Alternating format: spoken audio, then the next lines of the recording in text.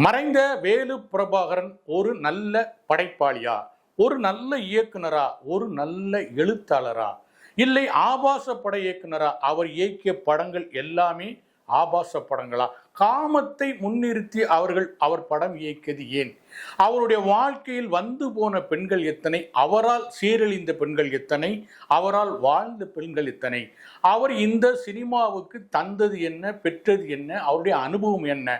இது போன்ற பல தகவல்களுடன் இன்றைக்கு நாம் வேலு பிரபாகரனை பற்றி பார்க்க போகிறோம். வாருங்கள் பார்க்கலாம்.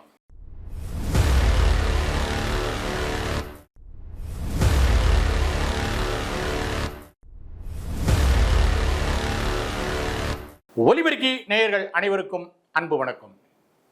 சமீபத்தில் இயக்குனர் வேலு பிரபாகரன் மறைந்தார். இயக்குனர் மற்றும் ஒளிப்பதிவாளர், திரைப்பட எழுத்தாளர் என பன்முகங்களை கொண்ட வேலு பிரபாகரன் மறைந்தார். அவர் மறைவை ஒட்டி அவரை புகழ்பாடும் நிறைய வீடியோக்கள், அவர் ஏற்கனவே கொடுத்த பழைய வீடியோக்கள் எல்லாமே இப்போ பரவலாக பகிரப்பட்டு வருகிறது. இந்த நிகழ்வுல, இந்த பதிவில் நாம வேலு பிரபாகரன் யார், அவர் சினிமாவுக்கு என்ன செய்தார், அவருடைய சொந்த வாழ்க்கை எப்படிப்பட்டதாக இருந்தது அப்படிங்கிறத பற்றி தான் இந்த பதிவில் நாம பார்க்க போறோம். சென்னை பக்கத்தில் இருக்கிற அரக்கோணம் தான் வேலு பிரபாகரனோட சொந்த ஊர். படித்து பட்டாதாரி ஆகிறாரு. சினிமாவில் சேர்வதற்கு ஆசைப்பட்டு ஒளிப்பதிவாளராக பயிற்சி பெறுகிறாரு. அப்புறம் சினிமாவில் ஒளிப்பதிவாளராக அறிமுகமாகிறாரு. அவர் ஒரு நல்ல ஒளிப்பதிவாளர் அப்படிங்கிறத முதல்ல நேர்த்தியாக நான் பதிவு பண்ணிடுறேன். ஏன்னா அவர் ஒளிப்பதிவாளராக மட்டும் பணியாற்றிய படங்கள் அனைத்திலுமே ஒரு அருமையான ஒளிப்பதிவு கொடுத்தவர். அவர் இயக்கிய படங்களுமே கதை எப்படியோ, காட்சி எப்படியோ, ஒளிப்பதிவு மிக நேர்த்தியாக இருக்கும். நல்ல ஒரு ஒளிப்பதிவாளர் அப்படிங்கிறத நானும் மனசில் நிறுத்திக்கிறேன், நீங்களும் நிறுத்திக்கிங்க. இப்போ அவரை பற்றி போகலாம். அவர் என்னன்னா, ஆரம்ப காலங்களில் முதல்ல ஒளிப்பதிவாளர் அறிமுகமாகி சில படங்களில் ஒளிப்பதிவாளராக வேலை பார்க்குறாரு.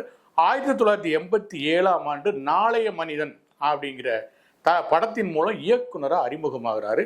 இது ஒரு சயின்ஸ் ஃபிக்ஷன் த்ரில்லர் தான் இந்த படம். அந்த படம் ஓரளவுக்கு நல்லா ஓடிச்சு. நல்லா அவருக்கு ஒரு நல்ல பேரையும் கொடுத்துச்சு. ஓரளவுக்கு நல்லா ஓடிச்சு. ஏன்னா புதிய கதைக்களமாக இருந்ததுன்னா நல்லா ஓடிச்சு. இந்த வெற்றியை மையமாக வச்சுக்கிட்டே இவர் அடுத்தடுத்த படங்கள் அதே பாணியில் கொஞ்சம் ஹாலிவுட் படங்கள்லேருந்து தகவல்களை சேகரித்து, காட்சிகளை சேகரித்து, தமிழுக்கு ஏற்ற மாதிரி அதை மாற்றி சில படங்களை உருவாக்கினார். உருவம், அசுரன், அதிசய மனிதன் மாதிரியான படங்கள் எல்லாம் அப்படி உருவாக்கப்பட்ட படங்கள் தான். இது வரைக்கும் அவருடைய வாழ்க்கை நல்ல திரைப்பட வாழ்க்கை நல்லா இருந்தது. அப்புறம் அடிப்படையில் இவர் நாத்திகவாதி, கடவுளை நம்பாதவர், பகுத்தறிவுவாதி. அதனால அவருடைய படங்கள்ல அதை வலியுறுத்தினார். குறிப்பாக சொல்லணும்னா, கடவுள் அப்படிங்கிற படத்துல ஒரு கடவுள் மனிதனா பிறந்து இந்த சமூகத்தில் நிலவுகிற மூட பழக்க வழக்கங்களை எதிர்த்து பேசுகிற மாதிரியான ஒரு படத்தை தந்தார். அந்த படமே மக்கள்கிட்ட அந்த கான்செப்ட் புதுசாக இருந்ததுனால மக்களிடம் அந்த படமே நல்ல வரவேற்பை பெற்றது. எங்கே இவர் தடம் மாறுறாருன்னா, 2009ஆம் ஆண்டு காதல் கதை அப்படின்னு ஒரு படத்தை தயாரித்து இயக்குகிறார். அந்த படத்தோட முதல் பெயர் காதல் அரங்கம். அந்த படத்தில் ஷெர்லி தாஸ் அப்படிங்கிற ஒரு பொண்ணு, ஒரு புதுமுகத்தை அறிமுகப்படுத்துகிறாரு. அந்த பொண்ணு வெல் எஜுகேட்டட் ஃபேமிலியாக இருந்து அதுக்கு என்னமோ சினிமா மேலே ஆசைப்பட்டு இவர் பார்வையில் பட்டு நடிகையாக அறிமுகப்படுத்துகிறாரு. அந்த பொண்ணுக்கிட்ட ஒரு ஒப்பந்தம் போடுறாரு. என்ன ஒப்பந்தம்னா, நீங்கள் கவர்ச்சியாக நடிக்கணும், தேவைப்பட்டால் நிர்வாணமாக கூட நடிக்கணும், உங்களுக்கு நான் ஒரு பெரிய சம்பளம் தருவேன் அப்படின்னு சொல்லி ஆசை காட்டி அந்த படத்தில் நடிக்க வைக்கிறாரு. அப்புறம் அடுத்த ஒரு படம் பண்ணுறாரு, ஒரு இயக்குனரின் காதல் கதை அப்படிங்கிறது அந்த படத்தோட தலைப்பு. அதை அப்படியே எடுத்துக்கிட்டு இருக்கும்போது அவர் அதில் ஒரு புதுமுகத்தை தான் அறிமுகப்படுத்துகிறாரு. அப்போ என்ன நினைக்கிறேன்னா, பாதி படம் போனோன்னு எதுக்கு இயக்குனரின் காதல் கதைன்னு எடுக்கணும், நம்ம கதையவே எடுத்துருவோம் அப்படின்னு சொல்லிட்டு வேலு பிரபாகரனின் காதல் கதைன்னு போட்டு அது காதல் டைரி அப்படின்னு டைட்டில் வச்சு இவரே நடிக்கிறாரு. இந்த படத்தில் அவரும் உடன் நடித்த நடிகையும் படு கவர்ச்சியாக, படுக்கையற காட்சியெல்லாம் ரொம்ப மோசமாக நடித்தாங்க.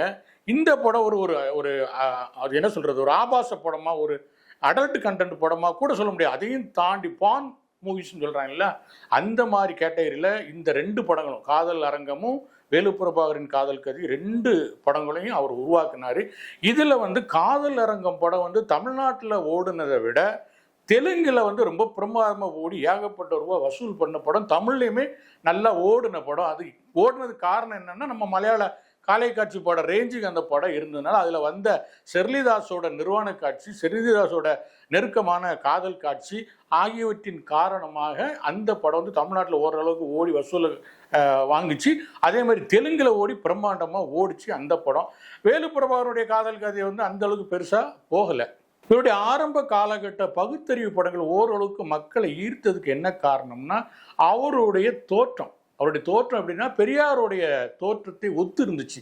அதனால அவர் தோன்றி சில விஷயங்களை சொல்லும்போது ஏதோ பெரியாரே நேரில் வந்து சொன்ன மாதிரி ஜனங்க ஏற்றுக்கிட்டாங்க, ரசித்தாங்க. அவர் சொன்ன நாத்திக கருத்துக்களும் பெரியாருடைய கருத்துக்களை ஒட்டி அமைஞ்சது. ஒரு பெரியாரிஸ்டாக தன்னை காட்டிக்கிட்டார். கருப்பு சட்டை அணிகிறது, எப்போவுமே பெரியார் தோற்றத்திலே இருப்பது என்று தன்னை ஒரு பெரியாரிஸ்டாகவும் காட்டிக்கொண்டு தன்னுடைய படங்கள் அந்த மாதிரி பகுத்தறிவு விஷயங்களை வச்சார். அப்புறம் அதுக்கு நேர் எதிர்மாறான ஆபாச படங்கள் எல்லாம் எடுத்தார். இது அவருடைய சினிமா கேரியர். இப்போ அவருடைய தனிப்பட்ட வாழ்க்கைக்கு வருவோம். அவர் திரைப்பட துறையை பொறுத்த வரைக்கும் ஆரம்ப காலங்களில் சயின்ஸ் ஃபிக்ஷன் படங்களை கொடுத்து புது விஷயங்களை சொன்னார். அப்புறம் தன்னுடைய படங்களில் பகுத்தறிவு விஷயங்களை பேசினார். அதற்கு பிறகு ஆபாச படங்களை எடுத்தார். இது அவருடைய சினிமா கேரியரை 3 பகுதியாக பிரித்து வச்சுருவோம். அதை அப்படியே தூக்கி ஒதுக்கி வச்சுருவோம். தனிப்பட்ட வாழ்க்கையை பொறுத்த வரைக்கும் இப்படி ஒரு மனிதன் வாழக்கூடாது, இப்படி ஒரு ஆண்மகன் இருக்கக்கூடாது என்பதற்கான உதாரணமாகத்தான் அவருடைய தனிப்பட்ட வாழ்க்கை இருந்தது. அவருடைய தனிப்பட்ட வாழ்க்கையை வந்து ஒரு பெரிய புத்தகமாகவோ அல்லது வந்து பெரிய வரலாற்று ஆவணமாகவோ வெளிவரல. கிட்டத்தட்ட அவர் சொன்னதுதான் அவருடைய தனிப்பட்ட வாழ்க்கைகளை பற்றி அவர் சொன்ன விஷயங்கள் தான் இப்போ நம்ம பேச போகிற விஷயங்கள். என்னன்னா ஆரம்பத்தில் அவர் ஒரு தெலுங்கு படத்தில் ஒளிப்பதிவாளராக பணியாற்றும் போது அந்த படத்தில் ஹீரோயின் அறிமுகமாகிற ஒரு பொண்ணு வந்து அவருக்கு அறிமுகமாகுது, நெருக்கமாக பழகுது, 2 பேரும் காதல் பண்ணுறாங்க, 2 பேரும் கல்யாணம் ஆகாமலே குடும்பம் நடத்துகிறாங்க. அந்த மாதிரி நேரத்தில் அந்த பொண்ணுக்கும் ஒரு அமெரிக்க லண்டன் தொழிலதிபருக்கு ஒரு தொடர்பு இருக்கிறத அவர் கண்டுபிடிக்கிறாரு. கண்டுபிடிச்சோடனே அந்த பொண்ணை விட்டு விலகுறாரு.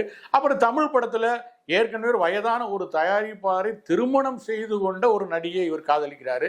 தெரிஞ்சே காதலிக்க. அதுலையாவது முதல் காதலில் வந்து அவர் அந்த பொண்ணு லண்டனில் உள்ள ஒரு துணையராக அதாவது துணையரானா என்ன சொல்கிறது, ஆசை நாயகனா வச்சிருக்கிறது தெரியாமல் பண்ணார். 2வது காதலில் வந்து தெரிஞ்சே பண்ணார். ஒரு கட்டத்தில் அந்த காதலும் வந்து ஒரு முடிவுக்கு வந்துச்சு. இப்படியே போய் கடைசியில் என்ன பண்ணுறாருன்னா தமிழ் படங்களை இயக்கிறது, தயாரிக்கிறது, அதுக்கு டயலாக் எழுதுறது, ஒளிப்பதிவு பண்ணுறது பணியாற்றும் போது அப்போ வந்து சினிமாவில் நடிகையாக அறிமுகமாகி இயக்குனராக மாறிய ஜெயதேவிக்கு அறிமுகமாகிறார்.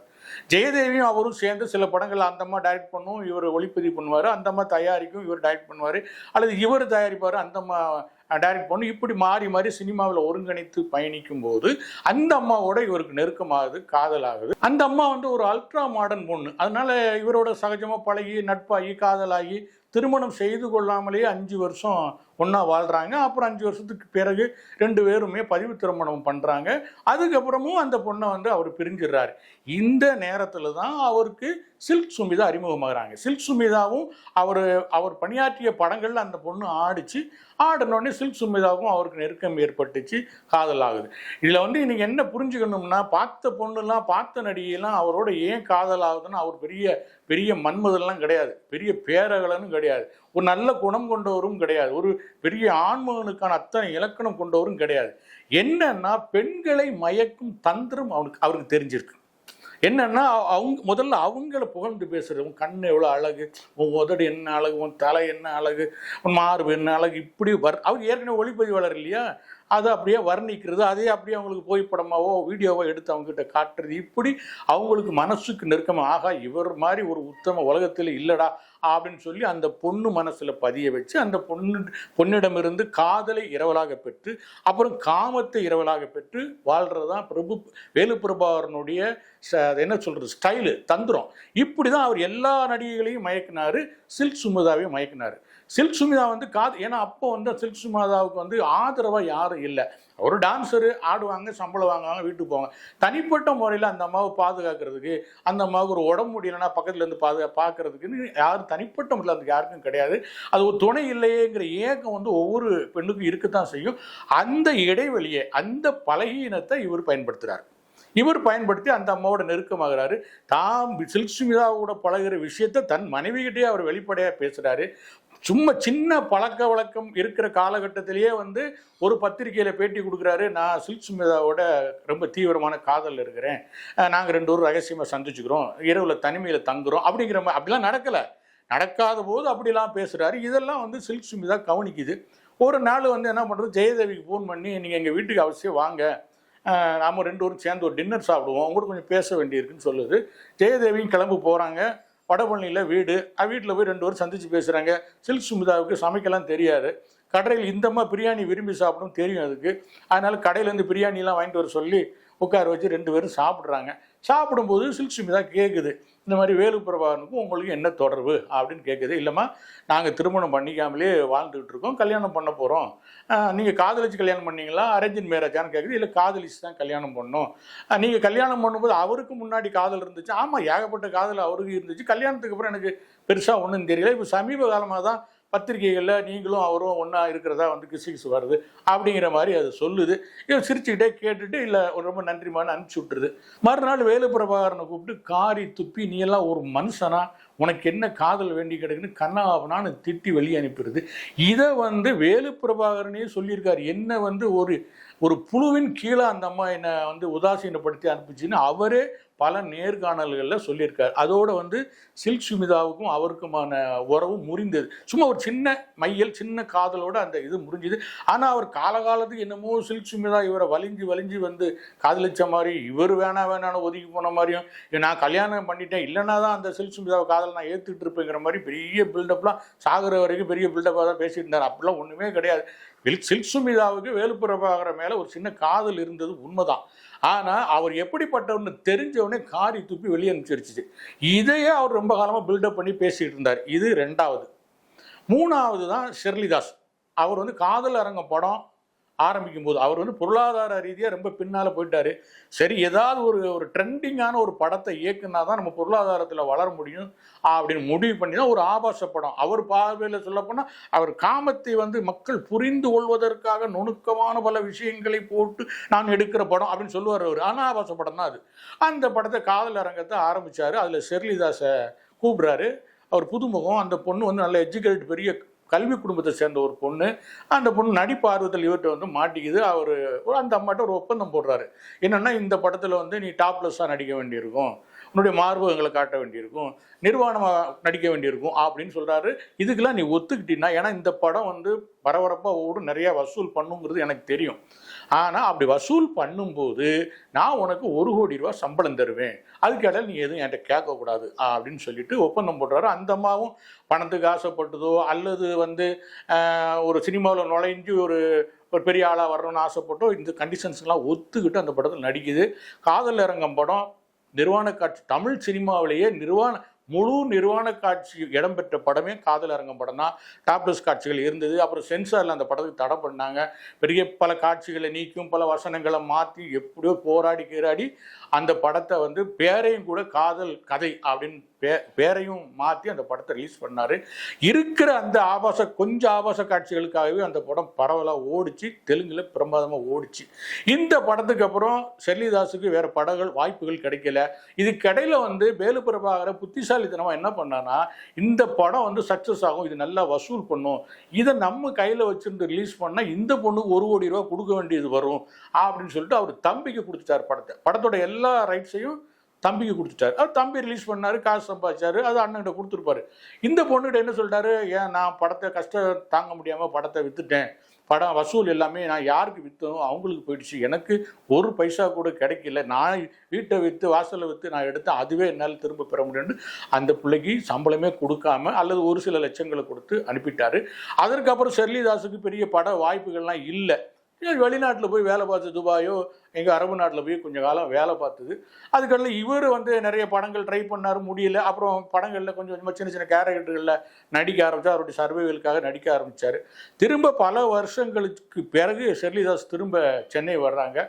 சென்னை வந்து அவர்கிட்ட போய் பணத்தை கேட்குறாங்க. அவர் என்கிட்ட இப்பவும் பணம் இல்லாமல் நான் நடித்து தான் ஏதோ காலத்தை ஓட்டிக்கிட்டு இருக்கேன்னு சொல்கிறார். அப்போ வந்து அந்த பொண்ணு ஒரு ஐடியா பண்ணுது. ஏன்னா இவர் பேரில் கொஞ்சம் வீடுகள் இருக்குது சென்னையில், வளசரவாக்கம் அந்த மாதிரி ஏரியாக்களில் கொஞ்சம் வீடுகள் இருக்குது. சரி, இவரே ஐடியா கொடுக்குறாரு, நம்ம வந்து கல்யாணம் பண்ணிக்குவோம், கல்யாணம் பண்ணிட்டா ஏன் காலத்துக்கு பிறகு இந்த சொத்துக்கள்லாம் உனக்கு தானே வரும் அப்படின்னு ஒரு ஆசை வார்த்தையை தூண்டுறாரு. அல்லது அந்த அம்மாவை கூட சொல்லியிருக்கலாம், உங்களுக்கு கல்யாணம் பண்ணிக்கிறேன், எனக்கு வேறு நான் இப்போ இந்த படத்தில் நடிச்சதுலேருந்து எனக்கு ஆபாச நடிகைன்னு பேராகி போச்சு, வேறு படங்களும் எனக்கு கிடைக்கல, நான் வேலைக்கு போன இடங்கள்லையும் எனக்கு சரியாக வாழ்க்கை அமையல, நான் உங்களை கல்யாணம் பண்ணிக்கிறேன் அப்படின்னு அந்த அம்மா அப்படி சொன்னதாக தான் அவர் சொல்கிறாரு.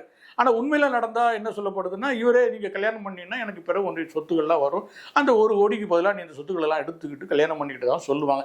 எது எப்படி இருந்தாலும் கல்யாணம் பண்ணும்போது இவருக்கு வயசு 60, அந்த அம்மாவுக்கு வயசு 30. ஸோ 30 வருட இடைவெளியில் இந்த கல்யாணம் பண்ணுறாரு. இது ஒன்று இதில் என்ன புரிஞ்சுக்கிட்ட, இவ்வளோ வருஷம் இடைவெளியில் கல்யாணம் பண்ணிக்கிறது தப்பே கிடையாது. கல்யாணத்துக்கு வயசு ஒரு தடை கிடையாது, வயசு இடைவெளி தடை கிடையாது. அது அவங்கவுங்க மனசை பொறுத்த விஷயம் தான். ஆனால் இந்த திருமணம் என்பது மனதை பொறுத்த விஷயம் அல்ல, பணத்தை பொறுத்த விஷயம். என்ன கல்யாணம் பண்ணிக்கோ, என் சொத்து உனக்கு கிடைக்குங்கிற ஒரு பேரம், அல்லது அந்த பொண்ணு உங்களுக்கு கல்யாணம் பண்ணிட்டா எனக்கு சொத்து வரும் அப்படின்னு அந்த பொண்ணு, எது நடந்தாலும் இது பணத்தின் அடிப்படையில் ஒரு பேரத்தின் அடிப்படையில் நடந்த திருமணம் தானே தவிர இது காதல் திருமணம் அல்ல. இப்படி ஷெர்லிதாஸை ஏமாத்தினார். முதல்ல தெலுங்கு நடிகை, அப்புறம் தமிழ், இவர் சொன்ன விஷயங்கள் தமிழ் நடிகை, அப்புறம் சில்க் சுமிதா, அப்புறம் ஜெயதேவி, அப்புறம் ஷெர்லிதாஸ், இப்படி வெளிப்படையாக தெரிஞ்ச விஷயங்கள் அவரே வெளிப்படையாக ஒத்துக்கிட்டே இவ்வளோ பெண்களை அவர் காதலிச்சார், கல்யாணம் பண்ணார், ஏமாத்தினார் அப்படிங்கிற விஷயங்கள் போயிட்டுருக்கு. இப்போ இதில் என்னென்னா, இதுக்கு அடுத்த கட்டமாக கடைசி அவர் என்ன பண்ணுறாரு, ஷெர்லிதாஸ்லாம் கல்யாணம் பண்ணியாச்சு. அதுக்கப்புறம் அடுத்த கட்டமாக இவர் ஒரு படம் பண்ண பிளான் பண்ணுறார். என்ன படம்னா, நானும் 40 பெண்கள். அதான் அந்த படத்தோட தலைப்பு, நானும் 40 பெண்கள். ஏன்னா இவர் வாழ்க்கையில் 40 பெண்கள் வந்துட்டு போயிருக்காங்களாம். இவர் வெளிப்படையாக பேசினது ஒரு 10 பெண்கிட்ட பேசிட்டு போய் அது பரவலாக அறியப்பட்டது தான் இந்த சில்க் சுமிதா, ஷெர்லிதாஸ், ஜெயதேவி மாதிரி ஆட்கள். இது அல்லாமல் 40 பெண்கள். என்னையா ஒருத்தர் வாழ்க்கையில் 40 பெண்ணா அப்படின்னு யோசிக்கும்போது அதுக்கு விளக்கம் சொல்லார். நான் 5ஆம் கிளாஸோ 6ஆம் கிளாஸோ படிக்கும்போது டீச்சரை லவ் பண்ணேன். நல்லா கவர்ச்சி அழகாக இருப்பாங்க டீச்சரு. அந்த டீச்சரை லவ் பண்ணேன். அந்த டீச்சரோட புருஷன் ஸ்கூல் முடிஞ்சு வந்தோடனே ஸ்கூட்டரில் கூட்டிகிட்டு போனான். இவன் தானே நமக்கு இடைஞ்சலாக இருக்கும், இவன் என்ன பண்ணலான்னு நான் யோசிச்சிருக்கேன். அப்படி ஆரம்பிக்குதான் அவருடைய காதல். ஃபஸ்ட்டு காதல் 5ஆம் வகுப்பு படிக்கும்போது 10 வயசில் ஆரம்பிக்குதான். இப்படியே நான் 40 பெண்களை கடந்து வந்திருக்கேன், இதை பற்றிலாம் நான் வெளிப்படையாக எடுக்க போகிறேன் அப்படின்னு அவர் சொல்லிக்கிட்டு இருந்தார். கடைசியாக எடுக்க போகிற படமாக ஏற்கனவே அவர் எடுத்த அந்த வேலுப்பிரபாகரனின் காதல் கதையில் கூட அது நிறைய நடிகைகள் இவர் வாய்ப்பு கேட்டு வர்ற மாதிரியும் இவரோட படுக்கையை பகிர்ந்துக்கிற மாதிரி, நீங்கள் வாய்ப்பு தரலனாலும் பரவாயில்ல, உங்களோட ஒரு நாள் படுத்துட்டு போகிறேன் அப்படின்னு சொல்லிட்டு போகிற மாதிரியான காட்சிகள் தான் அந்த படத்தில் நிறையா இருந்தது.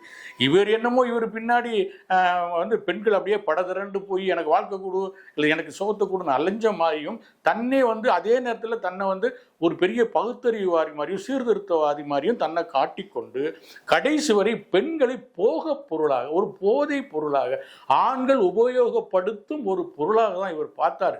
அவருடைய கருத்து பார்த்தீங்கன்னா பெரிய பெண் புரட்சி, பெண்ணுடைய சுதந்திரம், ஆச்சா குச்சான்னு மேடைகள்லாம் பேசுவார். ஆனால் இவர் காலங்காலமாக என்ன பண்ணினார்னா, பெண்களை பாலியல் கொத்தடிமைகளாக, பாலியல் அடிமைகளாக ஆக்கி தான் இவர் வந்திருக்கிறார்.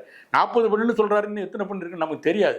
ஆனால் இவர் பெண்களை நடத்தியது எல்லாமே ஒரு பாலியல் அடிமைகளாக தான் அவர் நடத்திட்டு வந்திருக்காரு. அவருடைய செயல்பாடுகள் இல்லை. நீங்கள் ஜெயதேவிட்ட கதையாக ஜெயதேவி நிறைய அவரை பற்றி நிறைய சொல்லியிருக்கு. அந்த அம்மாவை இவர் எப்படி ஏமாத்தினார், ஒரு படம் பண்ணி தரேன்ட்டு ஒருத்தன்ட்ட ஒரு ப்ரொடியூசர்கிட்ட 40 லட்ச ரூபா வாங்கி ரூம் போட்டு தண்ணி அடித்து பெண்களை ஒரு அறைக்கு வரவழைத்தே 40 லட்சத்தையும் காலி பண்ணதை ஜெயதேவியே சொல்லியிருக்கிறாங்க. இப்படிப்பட்ட ஒரு அழுக்கான மனிதர் இவர் திரைப்படத்தில் படைப்புகள் மூலம் என்னத்தை மக்களுக்கு சொல்லியிருந்தாலும் சொந்த வாழ்க்கையின் மூலம் அவர் ஒரு மனிதன் எப்படி வாழக்கூடாது, ஒரு ஆண் எப்படி இருக்கக்கூடாது அப்படிங்கிறத அவருடைய தனிப்பட்ட வாழ்க்கையை காட்டுது.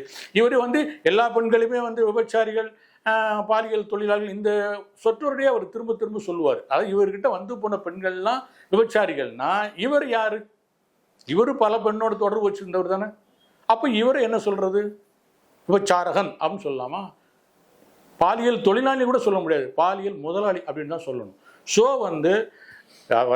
வேலுப்பிரபாகரனுடைய சில முந்தைய படைப்புகள் ஒரு சில ஒரு நல்ல படைப்புகளாக இருந்தாலும் அவர் தனிப்பட்ட வாழ்க்கை என்பது யாருமே முன்னுதாரணமாக எடுத்துக்கொள்ள முடியாத, சினிமாவுக்கு வருகிற இயக்குநர்கள் மட்டுமல்ல யாருமே முன்னுதாரணமாக எடுத்துக்க முடியாது. இந்த விஷயங்கள் நம்ம பேசும்போது சில பேர் என்ன சொல்லுவாங்கன்னா, சரியா விடியா, அவர் இறந்து போயிட்டாரு, இறந்து போன மனுஷனை பற்றி எதுக்கு இவ்வளோ பேசணும், அவர் தான் செத்து போயிட்டாரு, அது செத்து போனவங்களை விமர்சிக்கலாமா, இறந்தவர்கள் கடவுளுக்கு சமமானவர்கள், அவங்கள போய் விமர்சனம் பண்ணலாமான்னு கேட்குறா, அது பெரிய தப்பு. இறந்து போனவர்களை பற்றி தான் விமர்சனம் பண்ணும். விமர்சனத்துக்கு ஒருத்தர் இறந்து போயிட்டாருங்கிறதுக்காக அவர் விமர்சனத்துக்கு அப்பாற்பட்ட புனிதராலாம் ஆயிட முடியாது. ஆகவே விமர்சனம் என்பது அவருடைய தனிப்பட்ட வாழ்க்கையை பொறுத்து படு மோசமான வாழ்க்கை அப்படிங்கிறத எல்லாரும் கவனத்தில் கொள்ளணும். மற்றபடி அவர் படைப்புகளில் முன்ன பின்ன இருக்கலாம்.